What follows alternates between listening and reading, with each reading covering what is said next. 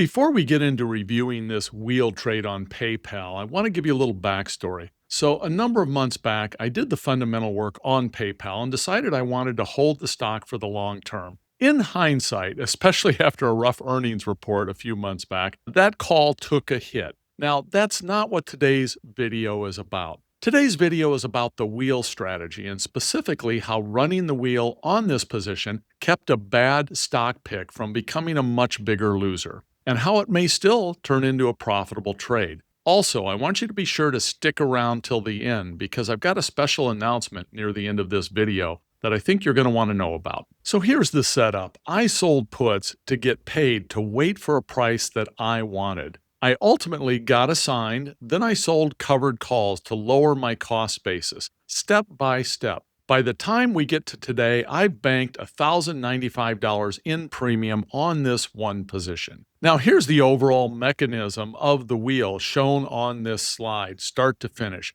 The first step is to sell cash-secured puts while you wait to get into the position at your price. Ultimately, I got assigned 100 shares. We're going to see how that played out here shortly. Then I go and sell covered calls against those 100 shares, also lowering my cost basis. And then in step 4, ultimately, those shares will get called away from me. I will be net zero in my position again, and I can decide whether or not to start the entire process over here or possibly with a different underlying. Now, here's the actual transactions step by step. On June 13th of last year, I sold puts to open the position, 6750 puts. Now, I rolled those multiple times. I had collected $990 before I ever got assigned. Ultimately, I did get assigned when the stock tanked significantly. It was a big tanking. It was about 25%. And I did get assigned at that point.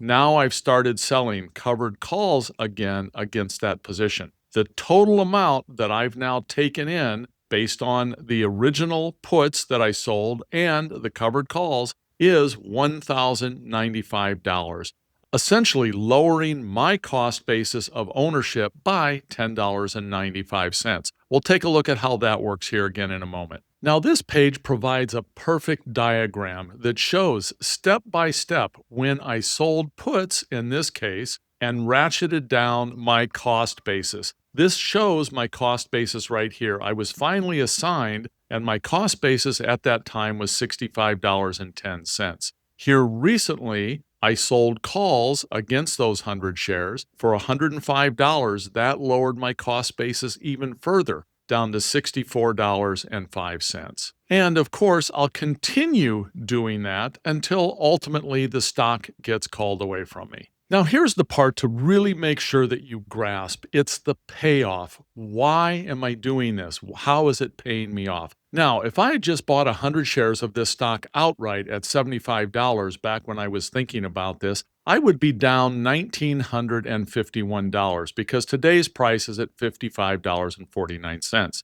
By entering this position using the wheel, I collected multiple premiums along the way, lowering my cost basis. So rather than my cost basis being the $75 if I just bought the stock, my cost basis right now is $64.05. So the unrealized P&L, because I sold puts multiple times before I was assigned, and now I'm selling calls after I've been assigned, is $856 down. Now, of course, this is still down, as we've discussed, because of the way PayPal acted. And let me show you what that chart looked like. We can see back here where I got assigned the stock, I had sold puts in this general range, and then on this earnings report, the stock just tanked. I did get assigned again, but I had lowered my cost basis every step of the way. Here today, we had a sizable gap up that allowed me to now sell calls into that. So when we look at this by the numbers, I collected $1,095 in premium across 8 separate credits, selling puts, rolling, and selling a covered call. My cost basis dropped from $75 to $64.05. That drop in cost basis basically means that at today's price of $55.49, I have saved a significant amount of loss over just buying that stock initially. Now, how's this going to play out from here? Well, at this stage, I'm going to continue selling covered calls against this particular position until the stock gets called away from me. Now, right now, as of today, I've sold $60 calls for $105. So if PayPal rallies back to that $60, I'll be picking up an additional $500. And I just picked up that $100 in premium as well, which will greatly narrow even the existing loss that's out there right now. If it does not get called away from me, I'll continue selling covered calls a few more times. This may be worked back into a profitable trade ultimately. Now, it is important to understand the trade-off here. By selling those covered calls, it does mean that if PayPal rips much higher than my $60, I am not going to be able to partake in that. I have capped my upside in exchange for collecting premium where the market is right now. So I'm not swinging for a home run here. I'm looking to hit multiple singles to continue to lower my cost basis and get this trade back to profitability. And finally, here's that special announcement I mentioned at the top of this video. I'll soon be releasing a brand new course called the AI-powered wheel.